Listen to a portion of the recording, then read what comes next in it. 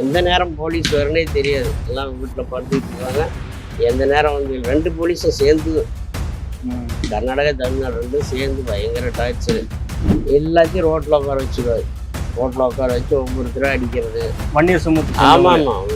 ஊர்லயே எங்க ஊர்லயே வந்து சாயந்தரம் 4 மணி இருக்கும். எல்லாத்தையும் வந்து வரிசையாக உட்கார வச்சு இதுதான் கொடுமை. இதுதான் கடைசி. இதுக்கு மேலே எந்த கொடுமையும் இருக்காதுங்கிற அளவுக்கு இந்த வீரப்பன் பிரச்சனையில் கொடுமை அனுபவிச்சிருக்கிறது. அன்னைக்கு போலீஸ் நடவடிக்கை எடுத்திருந்தா இந்த அளவுக்கு பிரச்சனை பெருசாக இருக்காது. யாரும் போயும் இருக்க மாட்டாங்க. யாரும் போய் அவங்க கூட சேர்ந்துருக்க மாட்டாங்க. அது அப்போல்லாம் கண்டுக்கல. போலீஸும் கண்டுக்க மாட்டாங்க, ஃபாரஸ்ட்டும் கண்டுக்கல. அதனால் போனால் ஒரு 500 1000 கொடுக்குறாங்கிறதுக்காக போனதான தவிர மற்றபடி வீரப்பன் கூட போய் துப்பாக்கி எடுத்து சுட்டு பண்ண அந்த மாதிரிலாம் யாரும் அப்படிலாம் போகல. மூத்தா இளங்கோ நின்னார், எம்பி எலெக்ஷன் நின்னா, ஜெயிலில் நின்னா. அப்படி அந்த டைமில் வந்து அவங்களே ஊருக்குள்ளே வந்தாங்க. ஊருக்குள்ளே துப்பாக்கிலேயே கொடி கட்டிட்டு வந்தாங்க. அவ்வளோ ஃப்ரீயாக இருந்துச்சு. அப்போ போலீஸே கண்டுக்கல. தாக்கப்படும்போது இந்த பகுதின்னா வரமாட்டாங்க. நல்லூர் இருக்குன்னா அந்த சைடுலாம் யாரும் வரமாட்டாங்க. ஏன்னா அந்த ரவுண்ட்ஸில் விருப்பம் அந்த மாதிரி அந்த பையன் இருந்திருக்கு. இந்த போஸ்ட்மார்ட்டம் டாக்டர் அப்போ பேப்பர் நான் படித்தேன். இது மாதிரி ஒரு உடம்பை இது வரைக்கும் நான் பார்க்கவே இல்லை. கொஞ்சம் கூட அந்த கொழுப்பு அந்த இதே இல்லை. இந்த மாதிரி இது வரைக்கும் ஆப்ரேஷன் பண்ணி இந்த மாதிரி உடம்பே பார்த்தது இல்லைன்னு சொன்னாங்க. அந்தளவுக்கு திறமை இங்கே உள்ளே இருக்கிறவங்க எங்களையே கூட ஏதாவது பண்ணலாங்கிற நோக்கமும் 1 2 பேசிகிட்டு இருந்தாங்கிற மாதிரி சொன்னாங்க. யார் வீரப்பன் குழு உங்களையவா? ஆமாம்மா. இறந்து போன செய்தி விடியகால ஒரு 3 மணிக்கு ஃபோன் வருது ஒருத்தருக்கு. இந்த மாதிரி வீரப்பனை சுட்டுட்டாங்கன்னு சொல்லி. அப்புறம் நாங்கள் ஒரு இங்கேருந்து ஒரு டாட்டா சும்மா வச்சுக்கணும் எடுத்துகிட்டு அங்கே போகிறோம். அங்கேயே இடத்துக்கு போகிறோம்.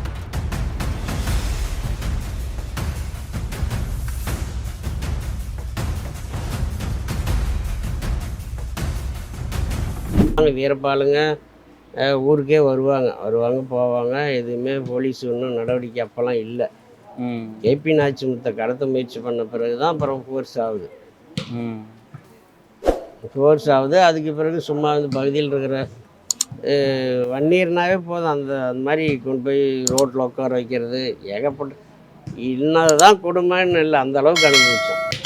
நீங்கள் கர்நாடகா போலீஸு, தமிழ்நாடு போலீஸ் 2ம் சேர்ந்து நைட்டில் வீட்டில் தூங்க முடியறதில்ல. அவ்வளோ கொடுமை இருந்துச்சு. அவருக்கு ஏபி நாச்சிமுத்து அதுக்கு ஒரு காரணமாக இருந்தாருன்னு நினைக்கிறீங்க? ஆமாம். கேபி நாச்சிமுத்து ஆளுங்க எம்எல்ஏ இருந்தாலும் அவரே இப்படி பண்ணுறாங்கனால தான் இப்போ கவர்மெண்ட் இந்த மாதிரி நடவடிக்கை எடுக்குது. அப்போது நீங்கள் அவர் வீரப்பன் அவரோட அந்த இறுதி நாட்கள் இருக்குல்ல, அந்த அவர் இறந்து போன செய்தி நீங்கள் கேட்டப்போ உங்களுக்கு அது எப்படி இருந்தது? இறந்து போன செய்தி விடியகால ஒரு 3 மணிக்கு ஃபோன் வருது ஒருத்தருந்து. இந்த மாதிரி வீரப்பனை சுட்டு விட்டாங்கன்னு சொல்லி. அப்புறம் நாங்கள் ஒரு இங்கேருந்து ஒரு டாட்டா சும்மா வச்சுருந்தோம். இப்போ எடுத்துகிட்டு அங்கே போகிறோம். அங்கேயே இடத்துக்கு போகிறோம். அங்கே போய் பார்த்தா அந்த ஆம்புலன்ஸில் கூட பேர் தப்பாக எழுதிருந்துச்சு. எஸ்கேஎஸ் ஆம்புலன்ஸு ஏதாவது போட்டுதான் அதில் ஸ்பெல்லிங் பற்றி நீங்கள் போனீங்க? ஆமாம், போனோம். ஸ்பெல்லிங் மிஸ்டேக்லாம் இருந்துச்சு. அங்கே போய் பார்த்தா சும்மா சர மாதிரியே குண்டு பாய்ஞ்சிருக்குது ஏதாவது அந்த ஆம்புலன்ஸில். அந்த அளவுக்கு சுட்டு இது பண்ணுறேன். அப்புறம் அதுக்கு பிறகு பார்த்து முடிச்சுட்டு நாங்கள் போகிறதில் எடுத்துகிட்டு ஹாஸ்பிட்டலுக்கு வந்துட்டாங்க. அப்புறம் மறுபடியும் வந்து சாயந்தரம் ஹாஸ்பிட்டலில் வெளியே வெளியே போட்டிருந்தாங்க. வெளியே பாடி வச்சுருந்தாங்க. போய் பார்த்தோம். எல்லாம் மீசையெல்லாம் கட் பண்ணி எல்லாம் குண்டு இந்த இடத்துல ஆமாம் வெட்டிலாம் தொலைஞ்ச மாதிரி அப்படி இது பண்ணி வச்சுருந்தாங்க. பார்த்துட்டு மறுபடியும் அது இறுதி அது பாடி இங்கே மூலக்காடு வர வரைக்கும் கூட தான் வரும். ஒரு 100 வண்டிக்கு மேலே வரும் காரு. எல்லாம் கூட தான் வந்து மூலக்காட்டில் அடக்கம் பண்ணிட்டு தான் வராங்க. நீங்கள் என்ன நினைக்கிறீங்க? இதில் நிறைய கதைகள் சொல்லப்படுது. வீரப்பன் அவரை வந்து ஆம்புலன்ஸில் வச்சு சுட்டாங்கன்னு போலீஸ் சொல்லுது. உண்மை அறியும் கண்டறியும் குழுன்னு சொல்லி ஒன்று வந்து அவங்க மோரில் விஷம் வச்சதாக சொல்கிறாங்க. பத்திரிகையாளர் சிவசுப்ரமணியம் அவர் என்ன சொல்கிறாருன்னா, ஒரு ஹேண்ட் கிரனேட் வாங்குறதுக்காக தும்கல்னு ஒரு கிராமத்துக்கு போய் அங்கேருந்து வீரப்பன் அவரை மயக்கம் அடைய வச்சு எஸ்டிஎஃப் கொண்டு போய் சித்திரவதை செஞ்சு கொள்ளாங்க அப்படின்னு சொல்கிறாங்க.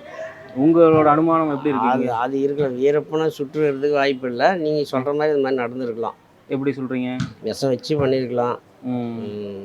ஆனால் ஆம்புலன்ஸில் போய் செத்துருக்கிறதுக்கு வாய்ப்பு செத்துறதுக்கு வாய்ப்பு இல்லை. ஆம்புலன்ஸே செட் பண்ணி கொண்டு போன ஆம்புலன்ஸ். ஆமாம். நான் அதை வச்சு தான் சொல்கிறேன். ஆம்புலன்ஸ் வந்து வீரப்பன் போன ஆம்புலன்ஸ், அந்த ஆம்புலன்ஸில் எஸ்கேஎஸ்ன்னு தான் அதுதான் அது அது அந்த ஆம்புலன்ஸ் ஸ்பெல்லிங்கே எல்லாம் தப்பாக போட்டு அப்போதைக்கு ரெடி பண்ணி வச்ச ஆம்புலன்ஸ் தான் அது.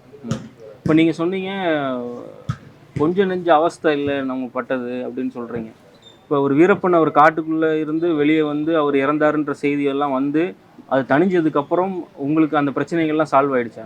சால்வ் ஆகிடுச்சு. அப்போது அவர் காட்டுக்குள்ளே இருந்த வரைக்கும் உங்களுக்கு வந்து இங்கே நிறைய துன்பங்கள் இருந்ததுன்னு நீங்கள் நினைக்கிறீங்க? போலீஸ் சைடில் இருந்து நிறையா இருந்தது. அவர் முன்னாடியே சரண்டர் ஆகிருந்தால் அவங்களுக்கு அந்த பிரச்சனைகள்லாம் இருந்திருக்காது அப்படின்னு மாதிரி ஃபீல் பண்ணுறேன். இருந்திருக்காது. ஆனால் வீரப்பனால் ஒரு சமுதாயம், வன்னியர் சமுதாயங்கிற ஒரே நோக்கத்துக்காக தான் இந்த பக்கம் இங்கே யாருமே போய் வீரப்பன் கூட எல்லாம் நாங்கள்லாம் தொடர்புலாம் யாருமே கிடையாது. இப்போ யாராவது ஒருத்தர் வர்றாங்க, விஐபிங்க வராங்க, பார்க்குறதுக்கு போகிற மாதிரி வீரப்பன் இருக்கிறாங்க, ஃப்ரீயாக இருக்கிறாங்கன்னு போய் பார்த்ததானே தவிர மற்றபடி வீரப்பனுக்கும் எங்களுக்கும் தொடர்பு, வீரப்பன் செய்கிற நடவடிக்கைக்கு நாங்கள் உடந்த அந்த மாதிரிலாம் எதுவுமே கிடையாது. ஆனால் அவருக்கு வந்து சமுதாயம் ரீதியான ஒரு பற்று இருந்த மாதிரி தெரியலையே நிறைய பேர் சொல்கிறப்போ. என்னோட சமுதாய ஆட்கள் மாதிரி அப்படி யாரையுமே அவர் பிரித்து பார்க்கல அப்படின்ற மாதிரி தானே சொல்கிறாங்க. எல்லாத்தையும் சமமாக பார்த்தாரு அப்படி. அவர் மேலே பலனடைஞ்சவங்க மொத்த சமுதாயம் தான். ஆனால் இங்கே வன்னியர் சமுதாயம் அவரால் எல்லாம் சிரமம்தான், எல்லாம் சிரமத்துக்கு தான் விளையாடினாங்க, எல்லாம் அவஸ்தைப்பட்டது தான்.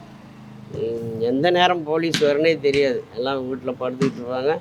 எந்த நேரம் வந்து 2 போலீஸும் சேர்ந்து, கர்நாடகா தமிழ்நாடு ரெண்டும் சேர்ந்து பயங்கர டார்ச்சரு அந்த அளவு இருக்கும். கோபாலகிருஷ்ணன் இருக்கும்போது கூட அவரும் வந்து ரோட்லேயே எல்லாத்தையும் ரோட்லேயே உட்கார. இல்லை, அவர் இப்படி பார்த்தீங்கன்னா நீங்கள் சொல்கிற கராத்தே கோபாலகிருஷ்ணன் தானே இல்லையா? அவருமே வன்னியர் சமூகத்தை சேர்ந்தவர் தான். வன்னியர் சமூகம் தான். அவங்க என்னன்னா மேலே அந்த ஒரு என்ன சொல்லுங்க, ப்ரொமோஷன் வரணும் அல்லது நமக்கு உயர்ந்த பதவி கிடைக்கணும், நமக்கு ஒரு கெத்தாக இருக்கணும், நம்ம இதில் வந்து நல்லா நடவடிக்கை எடுக்கணுங்கிற நோக்கத்தில் பண்ணது தான். அவரே சவால் விட்டார்ல, நான் பிடிக்காம நான் கல்யாணம் பண்ணிக்க மாட்டேன் அப்படின்ற மாதிரி. அது என்ன பண்ணாலும் தெரியல. அவரும் வந்து ஊரில் எல்லாத்தையும் கூப்பிட்டு எல்லாத்தையும் ரோட்டில் உட்கார வச்சுருவார். ரோட்டில் உட்கார வச்சு ஒவ்வொருத்தராக அடிக்கிறது. வன்னியர் சமூகத்தை. ஆமாம்.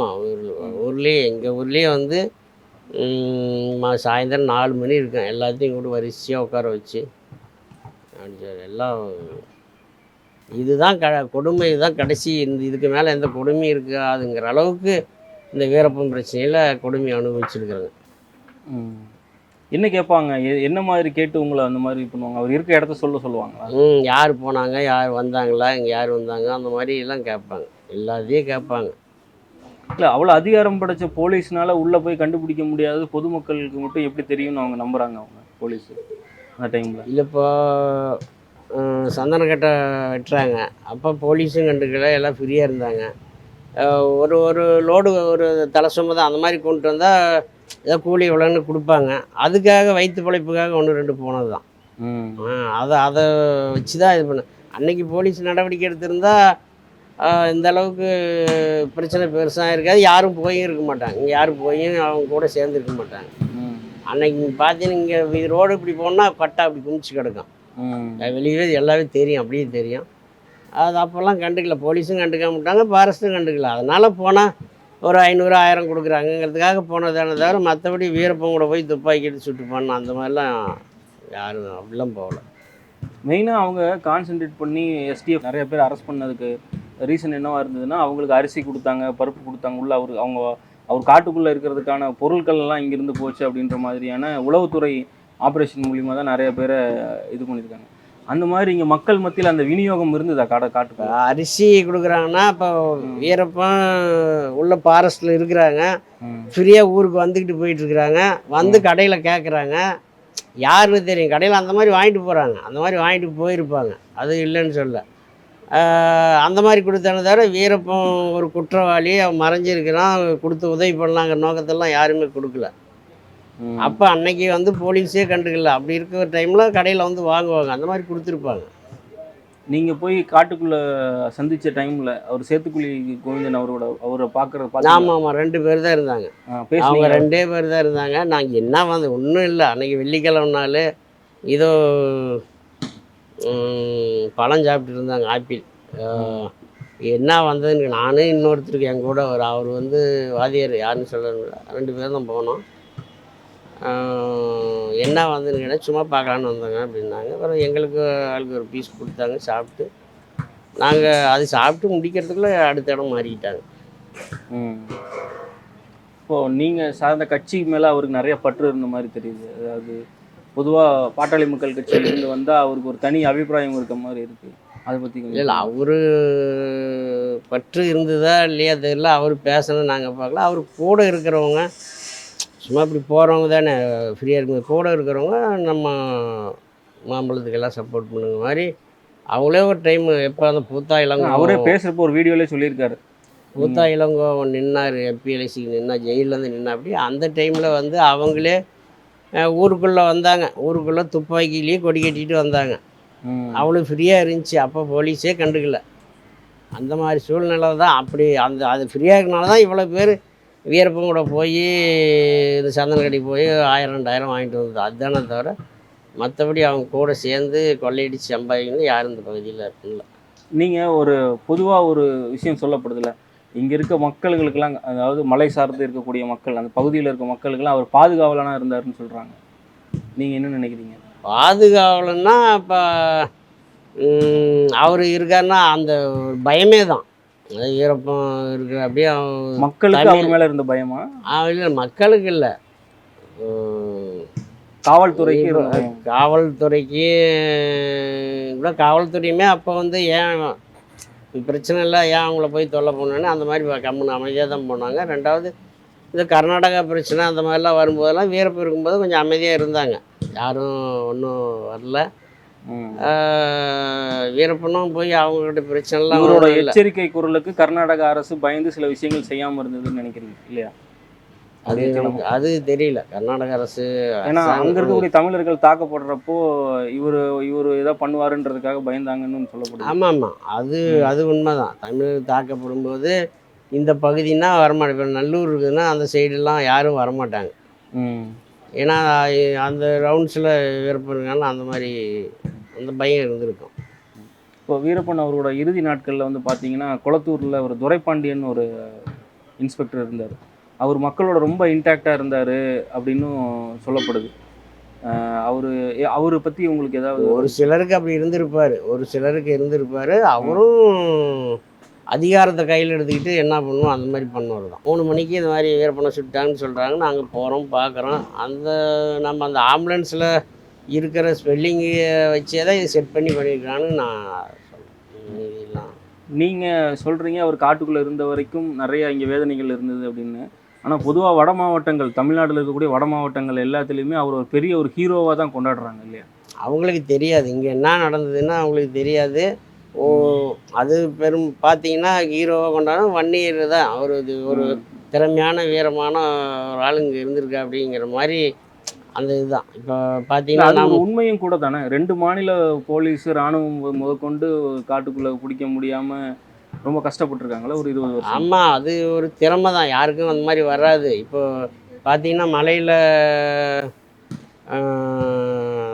சுற்றுறாங்கன்னா ஒரு 10 நிமிஷம் இங்கே உடனே வேறு பக்கம் மாற்றி பேர் ஃபுல்லாக ரன்னிங் அந்த மாதிரி இருந்தார். இப்போ அந்த போஸ்ட்மார்ட்டம் டாக்டர் அப்போ பேப்பரில் நான் படித்தேன். இது மாதிரி ஒரு உடம்பை இது வரைக்கும் நான் பார்க்கவே இல்லை. கொஞ்சம் கூட அந்த கொழுப்பு அந்த இதே இல்லை. இந்த மாதிரி நான் இது வரைக்கும் ஆப்ரேஷன் பண்ணி இந்த மாதிரி உடம்பே பார்த்ததில்லைன்னு சொன்னார். அந்தளவுக்கு திறமை, அந்தளவுக்கு போகிறது. அதனால் காட்டு பகுதிகளிலே சுற்றி அப்படியே இருந்ததுனால அந்த மாதிரி உடல் கட்டமைப்போடு அவர் இருந்திருக்காரு. ஆமாம், அது இப்போ எல்லாம் ஒரு இதுதான், ஒரு திறமை தான், ஒரு தைரியம் அதுதான். சரிங்க. இப்போ உங்கள் ஒரு அண்ணன், உங்கள் பிரதர், அவர் வந்து உள்ளே போய் உங்களுக்கு வீரப்பன் பற்றி அவர் ஏதாவது சொல்லியிருக்காரா உங்களுக்கு? அவர் இந்த மாதிரி இருந்தார், வந்தார், பண்ணார், அந்த மாதிரி தான் சொல்லியிருக்காரா? போனவர் அடுத்து வெளியே வரும்போது தான் பார்க்குறோம். வந்த பிறகு தான் சொல்கிறேன். அப்படி வந்த பிறகு தான் சொல்கிறாங்க. இல்லை, அப்போ உங்களுக்கு தெரியுமா அவர் கூட தான் இருக்காருன்னு வர்றதுக்கு முன்னாடி? தெரியும். அதான் அதுக்கு பிறகு தான் நான் 1 2 அப்படி வர்றாங்கல்ல. எங்கள் அண்ணார் வந்து இங்கே கேஸ் ஆயிரும்னு பயந்துட்டு போனது தான். அதுக்கு போயிட்டு அப்புறம் அங்கேருந்து சமையல் பண்ணிகிட்ருக்கோம். நீங்கள் அந்த டைமில் சொல்லலையா, அது உள்ளே போனால் இந்த மாதிரி கேஸ் ஆகிரும், இடையில எதுவும் தகவல்லாம் சொல்லி அனுப்பிச்சு வந்துட்டு இந்த மாதிரி ஏன்னா நீங்கள் அப்போ ஒரு அரசியல் கட்சியில் இருந்திருக்கிறீங்க, இன்ஃப்ளூயன்ஸ் பண்ணி நம்ம ஏதாவது இது பண்ணிடலாம் அப்படின்ற மாதிரிலாம் எதுவும் சொல்லலையா? நாம கிடைச்சா யாரையும் நான் சந்திக்கல, அந்த மாதிரி யாரையும் சந்திக்கல. வந்த பிறகு தான் சொல்கிறாங்க, அங்கே உள்ளே இருக்கிறவங்க எங்களையே கூட ஏதாவது பண்ணலாங்கிற நோக்கமும் ஒன்று ரெண்டு பேசிகிட்டு இருந்தாங்கிற மாதிரி சொன்னாங்க. யார் வீரப்பன் குழு உங்களையவா? ஆமாம், அந்த மாதிரி எங்கன்னா இங்கே லோக்கல்ல இருந்து போனவங்க. ஏன் உங்கள் மேலே என்ன இருக்கும்? தெரியல, அந்த மாதிரி சொன்னாங்கன்னு சொன்னார். அது எங்கள் சொந்தக்கார, அது வேண்டாம் சொல்ல விரும்பல. சரிங்க. சரிங்க, ரொம்ப நன்றி உங்கள் நேரத்தை ஒதுக்கி இது எங்கள்கிட்ட பகிர்ந்துக்கிறதுக்கு. நன்றி. சரி.